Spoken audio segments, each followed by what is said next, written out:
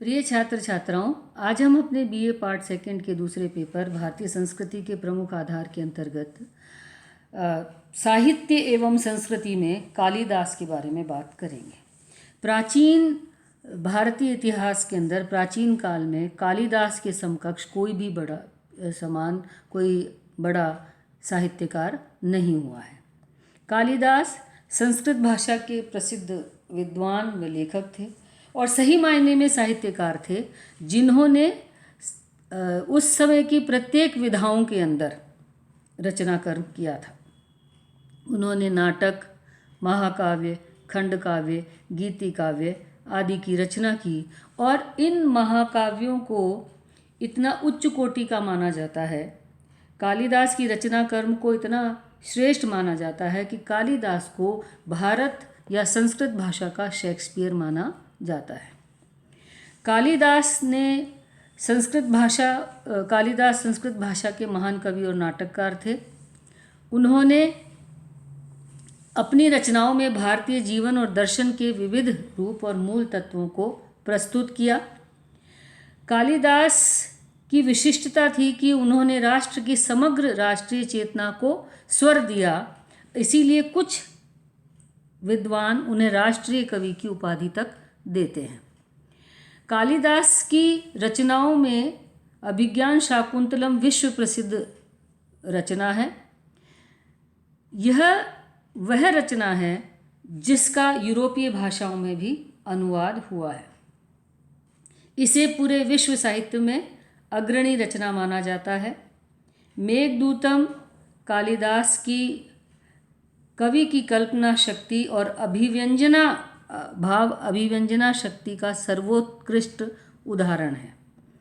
प्रकृति के मानवीकरण का अद्भुत स्वरूप हमें उनके खंड काव्य में दिखाई देता है।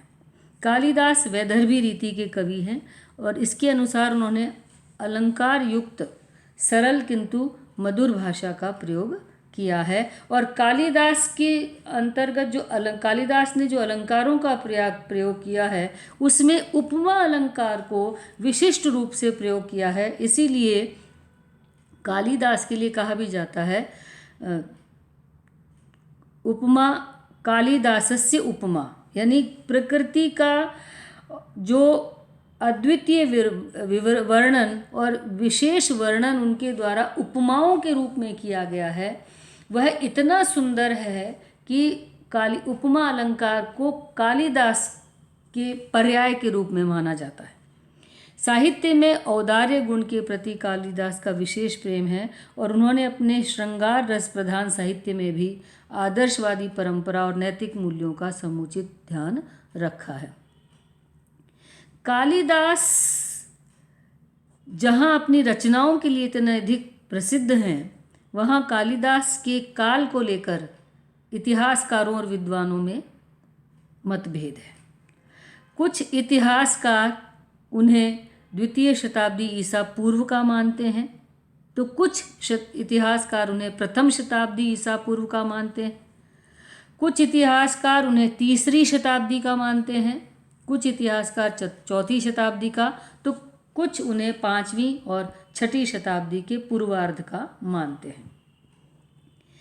कालिदास ने अपने एक रचना मालविका अग्निमित्रम में शुंग शासक अग्निमित्र को नायक बना करके रचना कर्म किया है और अग्निमित्र का काल 170 ईसा पूर्व का है। इस आधार पर अधिकांश विद्वान उन्हें द्वितीय शताब्दी ईसा पूर्व का मानते हैं।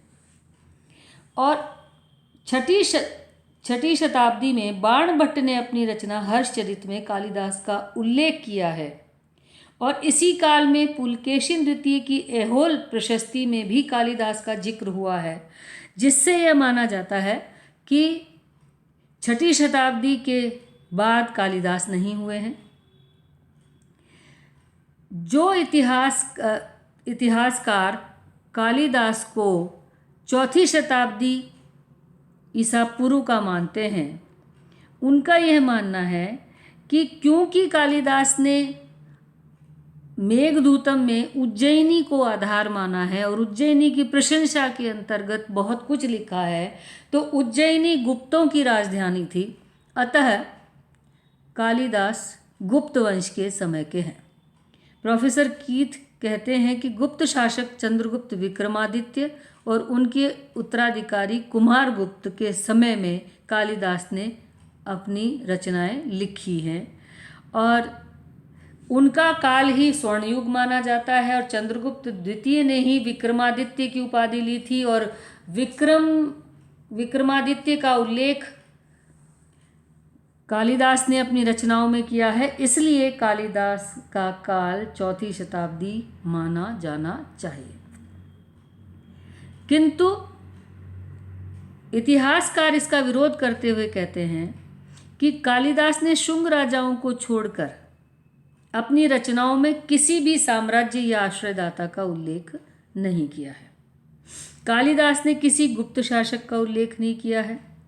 और जहाँ तक प्रश्न है विक्रमादित्य का, तो विक्रमादित्य नाम के कई शासक हुए हैं और इनमें से किसी एक के दरबारी कवि कालिदास रहे होंगे।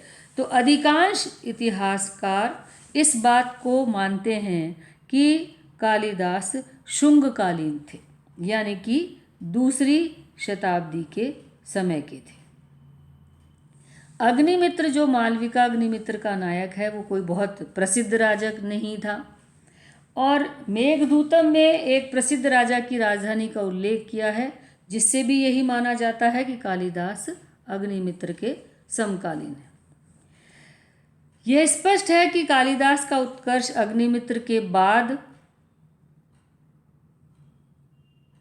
150 ईसा पूर्व से 634 ईसा पूर्व तक रहा है, जो कि प्रसिद्ध ऐहोल के शिलालेख की तिथि है, जिसमें कालिदास का महान कवि के रूप में उल्लेख है। यदि इस मान्यता को स्वीकार कर लिया जाए कि मांडा की कविताओं या 473 ईस्वी के शिलालेख में कालिदास के लेखन की जानकारी का उल्लेख मिलता है, तो उनका काल 4वीं शताब्दी के अंत के बाद का नहीं हो सकता। अश्वघोष के बुद्ध चरित्र और कालिदास की रचनाओं में समानताएं मिलती हैं। अगर इस बात को देखा जाए तो यदि अश्वघोष पर कालिदास का प्रभाव है तो कालिदास का काल 1म शताब्दी ईसा पूर्व का है, और यदि कालिदास पर अश्वघोष का प्रभाव है तो कालिदास का काल 1म शताब्दी के समय का रहा होगा। इस प्रकार हम ये देखते हैं कि अभी तक इतिहासकार कालिदास के रचना काल को या कालिदास के काल को लेकर के एक मत नहीं है। जिस प्रकार से कालिदास के काल को लेकर के मतभेद हैं, उसी प्रकार कालिदास के जन्म स्थान को लेकर के भी विद्वानों के भिन्न भिन्न मत हैं। कुछ विद्वान मेघदूतम में उज्जैन के प्रति उनके विशेष प्रेम को देखते हुए उन्हें उज्जैन का निवासी मानते हैं, तो कुछ इतिहासकारों और विद्वानों ने यह सिद्ध करने का प्रयास किया है कि कालिदास का जन्म उत्तराखंड के रुद्रप्रयाग जिले के कविल्ठा गांव में हुआ था और यहीं उन्होंने अपनी प्रारंभिक शिक्षा ग्रहण की और यहीं पर उन्होंने मेघदूत, कुमार संभव और रघुवंश जैसे महाकाव्यों की रचना की है। कविल्ठा 4 धाम यात्रा मार्ग में गुप्त काशी में स्थित है। तो इस प्रकार कुछ इतिहासकार उन्हें उत्तराखंड के मानते हैं, तो कुछ इतिहासकार बिहार के मधुबनी जिले के उच्चैठ को भी कालिदास का स्थल मानते हैं। कहा जाता है कि विद्योत्मा, जो कि कालिदास की पत्नी थी, से शास्त्रार्थ में पराजय के बाद कालिदास यहीं गुरुकुल में रहे थे। कालिदास को यहीं उच्चैठ भगवती से ज्ञान का वरदान मिला था। यहाँ आज भी कालिदास का डीह है। कुछ विद्वान उन्हें बंगाल या उड़ीसा का भी सिद्ध करने का प्रयास करते हैं और ये कहा जाता है कि कालिदास की श्रीलंका में हत्या कर दी गई थी, वध कर दिया गया था, जो कि कपोल कल्पना लगती है। कालिदास के जन्म को लेकर के, कालिदास के जीवन को लेकर के बड़ी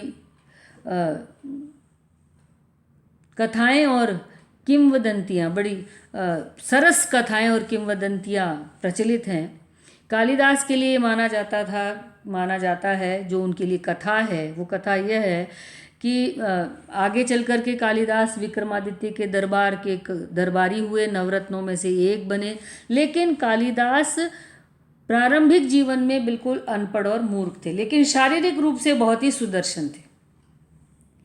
कालिदास का विवाह विद्योत्मा नामक राजकुमारी से हुआ था, और विद्योत्मा एक प्रकांड विदुषी स्त्री थी, और विद्योत्मा की ये प्रतिज्ञा थी कि जो भी व्यक्ति उसे शास्त्रार्थ में हरा देगा वह उसी से विवाह करेगी।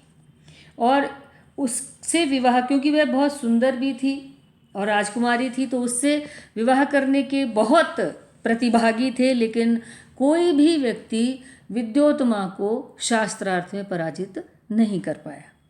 ऐसे में उन विद्वानों ने एक स्त्री के हाथों पराजित होने को बहुत ही अपमान के रूप में माना, और उन्होंने ये निश्चय किया कि वे सब मिलकर के विद्योत्मा से बदला लेंगे और विद्योत्मा का विवाह एक महामूर्ख व्यक्ति से करवाएंगे। और इसके लिए उन्होंने महामूर्ख व्यक्ति को खोजना प्रारंभ किया। चलते चलते उन्होंने देखा कि एक व्यक्ति एक पेड़ की डाल पर बैठा हुआ था, और जिस डाल पर बैठा था उसी को काट रहा था। तो उन ब्राह्मणों ने, उन विद्वानों ने कहा कि अरे भाई, तू ये क्या कर रहा है? अगर तू ऐसे इस डाल को काटेगा तो तू नीचे गिर जाएगा। तो उसने उनको जवाब दिया कि तुम लोग अपने काम से मतलब रखो, मेरे को डाली काटनी है और मैं डाली काटूंगा। वो विद्वान आगे बढ़े, और जैसा कि होना था, जैसे ही डाली कटी, कालिदास उससे धड़ाम से नीचे गिर गया। कालिदास को लगा कि ये विद्वान तो बहुत बड़े ज्योतिष थे, जिन्होंने बिना ये देखे कैसे बता दिया कि मैं इस डाली से नीचे गिरने वाला हूँ। वो भागकर उन विद्वानों के पास गया और उनके पांव पकड़ के बोला कि भाई, आप लोग तो बड़े ज्ञानी हैं, आप तो भविष्य देख लेते हैं, और आपने जान लिया कि मैं गिरने वाला हूँ। तो उन्हें समझ में आ गया, विद्वानों को, कि इससे बड़ा मूर्ख कोई नहीं हो सकता। और यही वो व्यक्ति है जिसके माध्यम से हम विद्योत्मा के द्वारा किए गए अपने अपमान का बदला ले सकते हैं। उन्होंने कहा उससे कि तेरी शादी हम एक राजकुमारी से करवाएंगे, बस तू चुप रहना, तू बोलेगा कुछ नहीं, और जैसा हम कहेंगे वैसा करते रहना। और उसको विद्वानों की पोशाक पहना करके विद्योत्मा के पास ले गए कि भाई, ये हमारे गुरु हैं और ये आपसे शास्त्रार्थ करेंगे, लेकिन ये मौन व्रती हैं, ये बोलेंगे नहीं, सिर्फ इशारों में, संकेतों के माध्यम से तुम्हारे प्रश्नों का उत्तर देंगे। विद्योत्मा ने मान लिया। विद्योत्मा ने भी मौन शब्दावली में प्रश्न पूछा, और कालिदास ने भी अपनी बुद्धि से मौन संकेतों में ही जवाब दिया। पहले प्रश्न के रूप में विद्योत्मा ने संकेत के रूप में एक उंगली दिखाई, जिसका तात्पर्य था कि ब्रह्म एक है। कालिदास को लगा कि ये राजकुमारी मेरी एक आंख फोड़ना चाहती है। उसने विद्योत्मा को दो उंगली दिखाई कि तू मेरी एक आंख फोड़ेगी, मैं तेरी दोनों फोड़ दूंगा।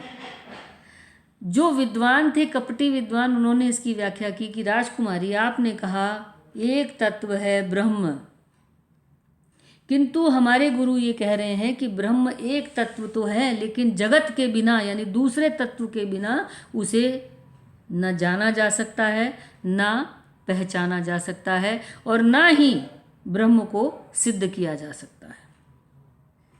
विद्योत्मा इस प्रश्न से संतुष्ट हो गई, इस जवाब से।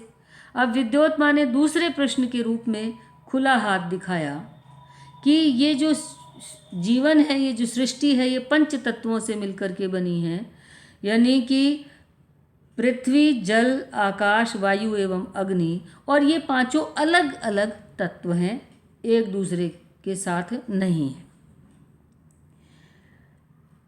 कालिदास को लगा कि ये मुझे थप्पड़ मारना चाहती है, तो कालिदास ने घूंसा बनाया, मुट्ठी बंद की और उसको घूंसा दिखाया कि तू मुझे थप्पड़ मारेगी तो मैं तुझे घूंसा मारूंगा। उन विद्वानों ने, जो कपटी थे, उन्होंने कहा कि हमारे गुरु कह रहे हैं कि आप कह रही हैं कि पृथ्वी, जल, आकाश, वायु और अग्नि 5 अलग अलग तत्व हैं, लेकिन इन 5 अलग अलग तत्वों का कोई अस्तित्व नहीं है जब तक कि ये एक नहीं हो जाते। जब ये एक होते हैं, ये तत्व जब सब मिल जाते हैं, तभी ये उत्तम मनुष्य शरीर के रूप में धारण होते हैं, और जो कि ईश्वर की सर्वश्रेष्ठ कृति है। यानी 5 अलग अलग तत्व अपने आप में कुछ नहीं कर सकते, लेकिन जब ये 5 तत्व आपस में मिलते हैं तो मनुष्य रूपी प्राणी का जन्म होता है, जो कि ईश्वर की सर्वश्रेष्ठ कृति है। विद्योत्मा ने हार मान ली कि ये व्यक्ति मुझसे ज़्यादा ज्ञानी है, और इस प्रकार शर्त के आधार पर कालिदास और विद्योत्मा का विवाह हो गया। विवाह के पश्चात विद्योत्मा कालिदास के साथ उसके कुटिया पर गई, जहाँ बाहर ऊंट का स्वर सुनाई दिया। विद्योत्मा ने संस्कृत में पूछा कि में तत्, पर कालिदास को संस्कृत आता ही नहीं था, तो उसके मुंह से निकला ऊंट। विद्योत्मा को पता लगा कि कालिदास तो अनपढ़ है और धोखे से उसका विवाह एक अनपढ़ व्यक्ति से कर दिया गया है, तो वह बहुत दुखी हुई और उसने कालिदास को धिक्कारा। कालिदास को बहुत ग्लानि हुई और कालिदास ने कहा कि मैं आज से घर से जा रहा हूँ और मैं तब तक घर वापस नहीं आऊँगा जब तक कि मैं सही मायने में विद्वान नहीं बन जाता हूँ। और कालिदास ने सच्चे मन से काली की आराधना की और उनके आशीर्वाद से वो ज्ञानी और कथाकार बने।